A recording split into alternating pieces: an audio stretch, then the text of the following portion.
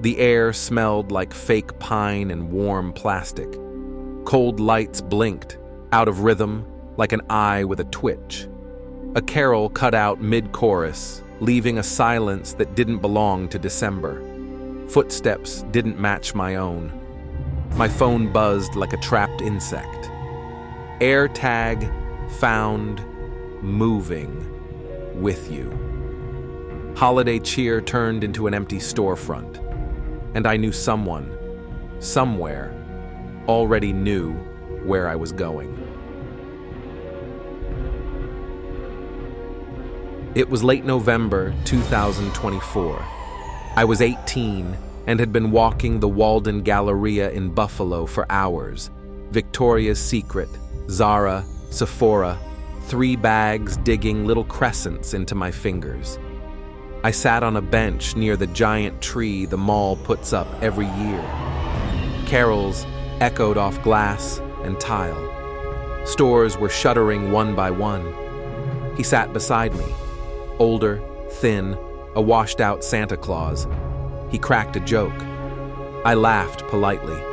He said he'd been coming to this mall since it opened and was scared it would shut down. "You look like my daughter," he added, showing me a photo, a girl about 18 who looked like neither of us. I stood, smiled, said goodbye. I didn't look back.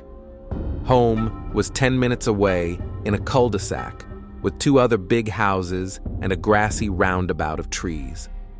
Just before the driveway, my phone vibrated. AirTag found moving with you. Every muscle went cold. Instead of pulling in, I circled the roundabout and rolled down the street. I triggered the AirTag sound. The beeping came from my Sephora bag.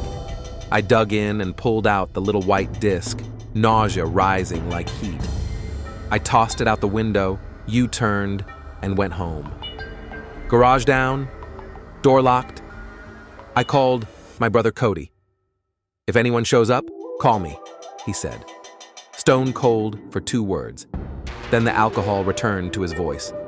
The doorbell rang. 3 hard knocks followed. I tiptoed to the foyer. A shape through the textured glass. "Hey, Ashley, I think you have my AirTag," a man's voice said. Him, the mall Santa. He claimed he dropped it by accident. I said nothing. Accident or not, he'd followed me. That was the only truth. I called Cody again, turned on the TV to bruise the silence. Something shifted at the edge of my vision. Nothing there. I tried to believe he'd left.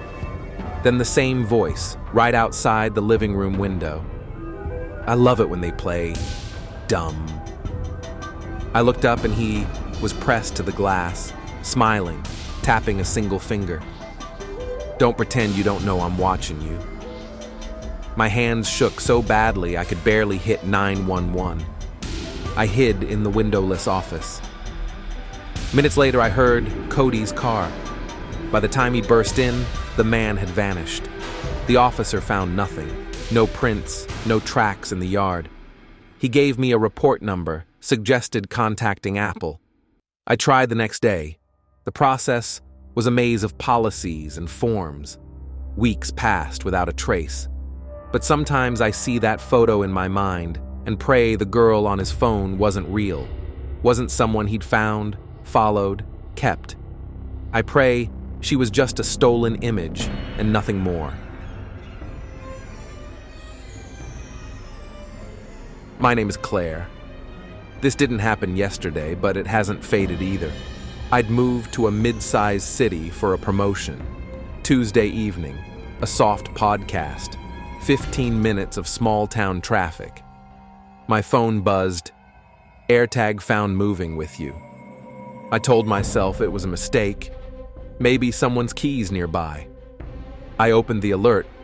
It had been moving with me for over an hour. My blood ran out of me. I parked, checked the back seat, the glove box, the trunk. Nothing. The logic was simple and brutal. If I couldn't find it, it could find me. And if it could find me, someone else could too. I went upstairs anyway. The building had decent security. You can't undrive home. That night, sleep was made of splinters. Morning, work, the notification again. I ignored it and got nothing done. That evening, I tore my car apart with my hands. When my fingers slid into the seam where the seat met the backrest, they hit something. I already knew. I carried it inside and popped the battery. A dead nickel in my palm. My hands still shook. Who did it? I scanned my history. Exes, acquaintances, half-flings. No one fit. The next night, I got home late, reached for my lock, and froze. My apartment door was standing wide open. I live alone. No one should have been there. I backed away, went to the car, called the police. They cleared the unit. No forced entry, no prints, nothing moved. A clean swipe of dread. I showed them the notifications and answered their questions. Any stalkers? Anyone with a grudge? I shook my head and felt foolish, and watched.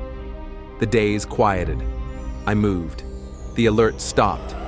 But the detail that gnaws is simple. The door wasn't broken. It wasn't even scratched. It was opened by a key no one else was supposed to have. I want to stay anonymous. Upper middle class suburb. Months of slow burn horror that almost ruined me. It began weeks after I broke up with my first serious girlfriend after college. We'll call her Devon. It ended ugly. My friend Zenon throws huge parties at an estate he inherited. I was there when I ran into Taylor, one of Devon's friends. She came on strong. Oddly strong. I hesitated. Not for long.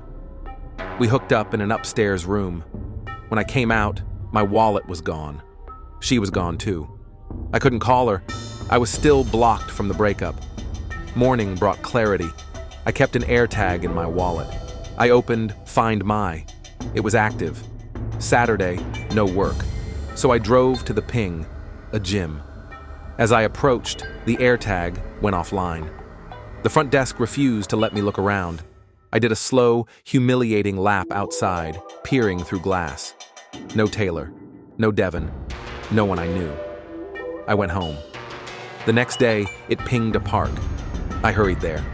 It went offline as soon as I stepped out of my car. I jogged loops like a lunatic. Nothing. The feeling that I was being observed crept up my neck and stayed. At home, I researched. Someone could be pulling the battery to flick it on and off. Whoever had my wallet was toying with me. Days of silence. I swore I was done. Then glass shattered at 2 a.m. Real fear feels like plastic over the face. I dialed 911, barricaded my bedroom door, listened to drawers open and air move. By the time the cops arrived, the intruder was gone. My laptop, monitor, a fistful of electronics, gone. Pride, gone with them. Weeks later, the AirTag pinged again, this time at a bar. I went in a hoodie, keeping my head down. Offline the moment I got close. I snapped. Accused strangers. A bouncer dragged me out and dumped me on the sidewalk. It happened again at a coffee shop. I swore I'd never open the app again. Swore for real. The knock that followed wasn't a prank. The police. Arrest warrant for stalking. Search warrant for my house. They were looking for a journal in my dresser. I told them there was no journal. They found one. Devon's case looked airtight.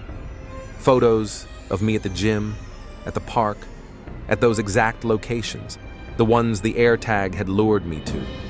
Texts from my number to hers, weeks of harassment. Begging replies from her to stop for the sake of her mental health. And the journal. Page after page detailing her schedule and my supposed violent fantasies in handwriting that looked like mine after being run through a photocopier 100 times. Lawyers told me to consider a plea. I refused. It didn't matter. What saved me wasn't skill or courage. A guy Devin had been seeing turned himself in. He confessed she'd given him my AirTag, passed to her by Taylor after Zenon's party. His job was to draw me to public places, kill the AirTag when he spotted me, and take photos from a distance. Their texts showed more. Devin planned to plant evidence in my home. She'd made a copy of my keys when we were still together. That's why there was no forced entry during the burglary. She took my laptop, she knew my password, and planned to use it to send herself the harassing messages, then claim I'd deleted them. Breaking in once and staging a random theft was safer, she wrote, than slipping in repeatedly to send and erase messages. When it came out, everything collapsed. Charges dismissed. But damage doesn't reset to zero. Friends faltered. Family kept their distance. My name almost stuck to the internet forever. And on nights when I power down, I swear I hear a phantom ping vibrating on the nightstand. Technology doesn't breathe, but it follows. It doesn't blink, but it watches. A coin-sized disc can turn a joke into a chain and a suspicion into a sentence. Sometimes the monster doesn't knock. It already has a key. Sometimes it leaves no tracks in the snow. It walks across your carpet. If your phone ever vibrates with those words, AirTag found moving with you, don't shrug it off. Check under the seat. Check the lock twice. And when you kill the lights, remember, the scariest thing isn't the face in the window. It's the smile that stops reflecting when you look away. For more true stories that cling to the skin, subscribe to Hidden Fears. Leave one light on, kill the sound, and listen to whatever's already following you.